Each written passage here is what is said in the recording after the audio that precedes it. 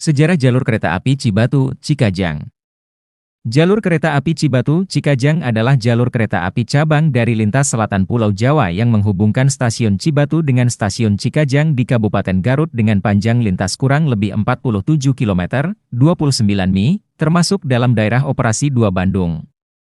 Saat ini hanya segmen Cibatu-Garut yang beroperasi pasca reaktivasi 2019-2022, sedangkan segmen Garut-Cikajang hingga saat ini masih tidak aktif. Jenis, jalur lintas cabang. Sistem, jalur kereta api rel berat. Status, beroperasi. Cibatu-Garut, tidak beroperasi. Garut-Cikajang, terminus. Cibatu-Cikajang, operasi. Dibangun oleh Staatspoorwegen, dibuka 1889, 134 tahun lalu 1930, 94 tahun lalu, ditutup September 1982. 42 tahun lalu, segmen Garut-Cikajang, 1983. 41 tahun lalu, segmen Cibatu-Garut, dibuka kembali, 24 Maret 2022. 2 tahun lalu, segmen Cibatu-Garut, pemilik, Direktorat Jenderal Perkeretaapian, pemilik jalur, Kereta Api Indonesia, pemilik aset tanah dan bangunan stasiun, operator, Kereta Api Indonesia, KAI Komuter, karakteristik lintas, lintas datar dan pegunungan, data teknis, panjang rel, 47 km, 29 mi, lebar sepur, 1067 mm, 3 ft 6 in, kecepatan operasi, 20-50 km/h, 5-6-13-9 ms, titik. Tertinggi, 1246 m, 4088 ft, Cikajang. Eksperimen jalur kereta api Staatspoorwegen, SS, untuk menghubungkan Bogor dengan Yogyakarta pada saat itu masih digulirkan. Selama bertahun-tahun, SS terus mengkaji aspek sosial kemasyarakatan Tatar Sunda pada masa itu sebagai salah satu modal mengembangkan jalur kereta api untuk mempersatukan Tatar Sunda, sesuai target SS pada dekade 1880-an. Tatar Sunda menjadi incaran Belanda terlebih saat itu hasil perkebunan ingin ditambah lagi volume angkutnya, sehingga tidak perlu menggunakan pedati, akan tetapi harus diakui, Tatar Sunda wilayah tengah dan selatan hampir 100% merupakan jalur pegunungan dengan kontur terjal dan ekstrim yang memaksa agar para insinyur dan teknisi SS harus pintar membuat kontur jalur rel. Hal ini tercermin dari dibangunnya jalur Bogor-Yogyakarta pada saat itu, dan berhasil terhubung pada tahun 1894. Jalur-jalur SS dikatakan mahal, karena di samping biaya pembangunan dan biaya operasional, juga membutuhkan lokomotif bertenaga besar yang pasti mahal di pasar kendaraan uap Eropa. Bahkan sebelum SS dibentuk pada tanggal 6 April 1875, pemerintah kolonial pernah menyelenggarakan lelang operator untuk rencana jalur kereta api di Tatar Sunda ini, dan akhirnya gagal. Agar masyarakat Garut dapat menikmati kereta api, maka dibangun jalur kereta api yang menghubungkan Cibatu dengan Garut. Jalurnya sepaket dengan proyek pembangunan jalur dari Bandung ke Cibatu dan diresmikan pada tanggal 14 Agustus 1889. Percobaan paling ekstrim adalah perpanjangan jalur Cibatu-Garut menuju Cikajang, yang menyentuh ketinggian 1246 meter, 4088 ft, di atas permukaan laut, dibuka pada tanggal 1 Agustus 1930. Dalam pidato pembukaan jalur Cicalengka-Garut yang cukup meriah, RHJ Spanja Art sebagai kepala proyek pembuatan jalur ini mengakui bahwa pembuatan jalur sepanjang 51 km ini merupakan yang tersulit dibanding proyek pembangunan jalur lainnya di antara Bandung Cilacap. Salah satu bagian yang sulit dalam pembangunan jalur ini adalah membangun jalur antara Cicalengka dan Leles yang harus menembus kawasan Nagrek, dekade 1940 sampai dengan 1950-an, pada masa pendudukan Jepang. Segmen Garut-Cikajang diketahui ikut dibongkar bersama jalur-jalur kereta api lainnya di Indonesia. Pembongkaran ini dilakukan pada tahun 1942. Jepang menganggap bahwa jalur-jalur tersebut kurang begitu penting. Di sisi lain, juga terlibat dalam perang di wilayah Asia Timur yang kemudian dikenal dengan Perang Asia Timur Raya. Sehingga bahan material seperti kereta api ini nilainya sangat berarti bagi Jepang demi pemenuhan kebutuhan perangnya. Pada 1 Juni 1942, Jepang membentuk Rikyu Sokyoku, sebuah biro yang bertanggung jawab atas terlaksananya semua penyelenggaraan transportasi darat non-militer di Pulau Jawa dan Madura. Biro ini memiliki kantor pusat di Bandung yang menempati bekas kantor pusat Staatspoorwegen. Demi menjamin kelancaran bertransportasi darat, biro ini menyelenggarakan angkutan berbasis kereta api, truk, bus, cikar, dokar, dan sebagainya. Khusus untuk kereta api sendiri, biro ini mempekerjakan ahli-ahli, teknisi, dan buruh di bidang perkeretaapian yang berasal dari Belanda maupun masyarakat pribumi, setelah menyerahnya Jepang kepada sekutu pada 15 Agustus 1945 dan proklamasi kemerdekaan Indonesia pada 17 Agustus 1945. Para pekerja kereta api turut mengambil alih aset-aset perkeretaapian yang masih dikuasai Jepang. Puncaknya pada 28 September 1945, kantor pusat Rikuyu Sokyoku di Bandung berhasil diambil alih dan dikembalikan ke fungsi awalnya sebagai kantor pusat kereta api serta mendirikan Jawatan Kereta Api Republik Indonesia, GARI. Pada triwulan pertama tahun berikutnya, tepatnya pada 20 Maret 1946, tentara sekutu mengultimatum pemerintah Indonesia agar menjauhkan unsur-unsur bersenjata dari Bandung. Suasana kota menjadi genting. Atas rekomendasi dari Kolonel Abdul Haris Nasution, Insinyur Moh Effendi Saleh yang menjabat sebagai Kepala Dinas Traksi dan Material GARI mengusulkan kepada Insinyur Joenda Kartawijaya selaku pimpinan GARI untuk memindahkan Balai Besar Kereta Api keluar kota. Usulan itu diterima dan diputuskan untuk memindahkan Dinas Lalu Lintas ke Cisurupan. Garut menempati hotel di daerah setempat. Dinas Traksi diungsikan ke Leles. Garut menempati gedung bekas pabrik. Dinas Jalan dan Bangunan diungsikan ke Purwokerto menempati bekas hotel milik Serajoedal Stoom Tramaats Capij. Dan bagian percetakan ditempatkan di Sokaraja, Banyumas. Terakhir, kantor Inspeksi 3 Bandung dipindahkan ke Tasikmalaya lalu dipindahkan lagi ke Banjar. Pada 24 Maret 1946, Bandung dibumi hanguskan oleh Tentara Rakyat Indonesia dan rakyat setempat.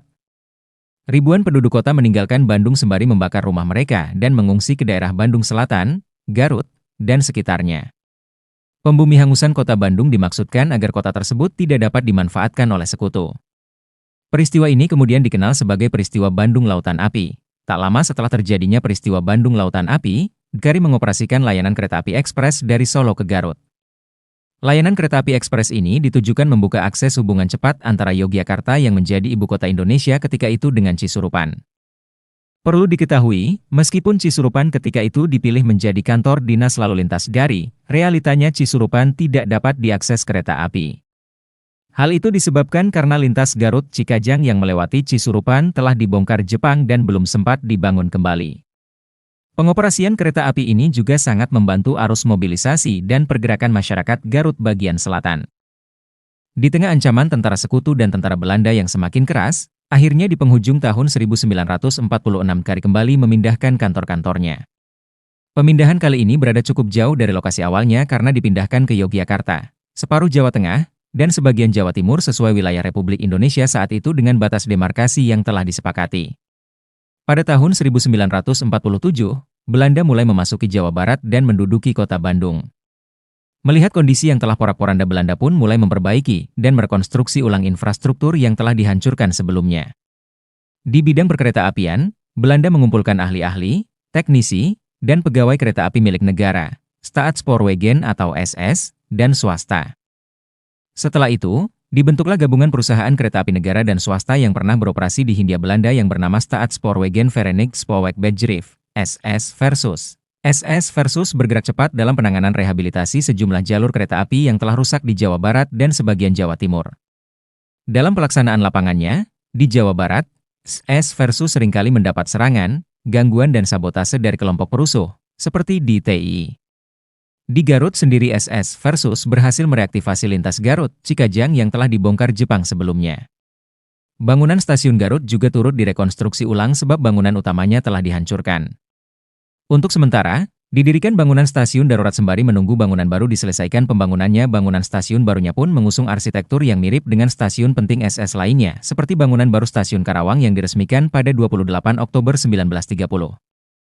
Akhir kedinasan dan penutupan, 1970 hingga 1983. Sepanjang karirnya, jalur ini hanya bisa didaki dengan lokomotif malet bermassa besar seperti DD52, CC10, D14, atau CC50, semuanya peninggalan SS. Lokomotif CC10 menjadi andalan karena merupakan lokomotif malet berukuran tidak terlalu besar sehingga ideal untuk jalur cabang, Meskipun penurunan kondisi di akhir masa beroperasinya jalur ini membuat lokomotif CC50 lebih sering digunakan. Dekade 1970-an menjadi dekade emas bagi jalur ini karena jalur ini banyak didokumentasikan oleh pecinta-pecinta kereta api luar negeri. Sejak era itu pula, kondisi lokomotif uap yang melayani jalur ini mulai turun dan satu persatu pun pensiun. Karena sudah tidak ada lagi lokomotif yang siap beroperasi. Ditambah dengan adanya letusan Gunung Galunggung pada tahun 1982, yang mengakibatkan sarana serta prasarana kereta rusak serta adanya abu vulkanik yang berdampak pada air yang digunakan untuk lokomotif uap. Maka jalur ini ditutup pada tahun 1982 untuk segmen Garut Cikajang dan 1983 untuk segmen Cibatu Garut. Sejak jalur ini ditutup, trase jalur ini kebanyakan menjadi sawah atau perkebunan, atau pemukiman penduduk untuk trase yang terletak dekat kota. Rel tipe R25 yang digunakan juga terkubur di bawahnya, dan pada masa reaktivasi rel tersebut terlihat kembali. Kemudian karena masih layak pakai maka rel R25 yang ada digunakan sebagai rel gongsol, rel paksa, untuk mengamankan jalannya kereta api pada tikungan tajam. Reaktivasi 2019 hingga 2022. Pada 26 September 2018, Edi Sukmoro, Dirut PT KAI, telah meninjau kesiapan reaktivasi jalur ini dengan menelusuri jejak jalur menggunakan sepeda motor. Program ini bertujuan untuk mendukung pariwisata Jawa Barat. Kesiapan reaktivasi ini juga didukung beberapa faktor seperti masih jarangnya permukiman penduduk di beberapa titik, kecuali di wilayah Garut Kota yang telah padat. Reaktivasi ini akan menjadi pilot proyek terhadap reaktivasi jalur-jalur kereta api lainnya di Jawa. Jalur kereta api ini juga direaktivasi dengan tempo yang sangat cepat mengingat reaktivasi jalur ini diinisiasi langsung oleh PT KAI, tanpa melibatkan Direktorat Jenderal Perkeretaapian. Ditargetkan, pada bulan September 2019, jalur ini mulai diuji coba dan dilanjutkan dengan pengoperasian reguler. Untuk mewujudkan reaktivasi tersebut, PT KAI memberi penugasan kepada PT KA Property Management, KAPM, anak perusahaan KAI, sebagai kontraktor. Reaktivasi ini dilakukan dengan penggantian rel R25 dan bantalan kayu baja yang selama ini terkubur di dalam tanah dengan rel tipe R42 dengan bantalan beton.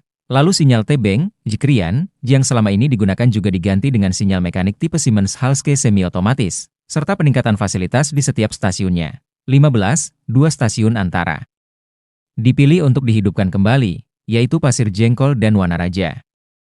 Satu unit sinyal T-Bank, Jikrian, di dekat Viaduk Ciwalen juga telah dipreservasi berkat kolaborasi PT Kereta Api Indonesia, Persero, Indonesian Railway Preservation Society, dan Yayasan Kereta Anak Bangsa.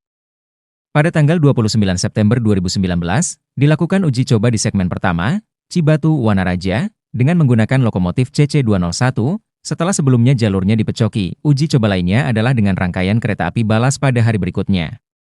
Kereta-kereta lainnya yang sudah mencoba melintasi jalur ini adalah kereta inspeksi 3 yang dinaiki oleh Direktur Utama PT Kereta Api Indonesia, Edi Sukmoro beserta jajarannya serta rel klinik yang menggelar bakti sosial di Stasiun Wanaraja. Uji coba ini disambut sangat antusias oleh masyarakat Garut. Nantinya, mereka sudah dapat menggunakan moda kereta api ke berbagai jurusan di Jawa tanpa harus ke Stasiun Cibatu.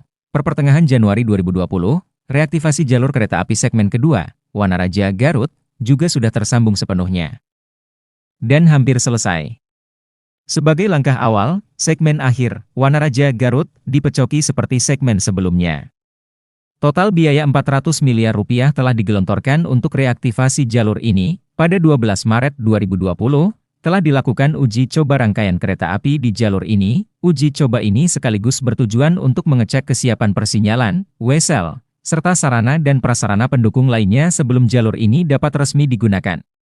Namun, akibat pandemi COVID-19, peresmian jalur ini harus tertunda hingga 2022. Per tanggal 24 Maret 2022, reaktivasi segmen Cibatu Garut diresmikan oleh Menteri Perhubungan Budi Karya Sumadi dan Menteri BUMN Erick Thohir. Peresmian tersebut juga dihadiri oleh Bupati Garut, Rudi Gunawan serta jajaran PT KAI Daop 2 Bandung.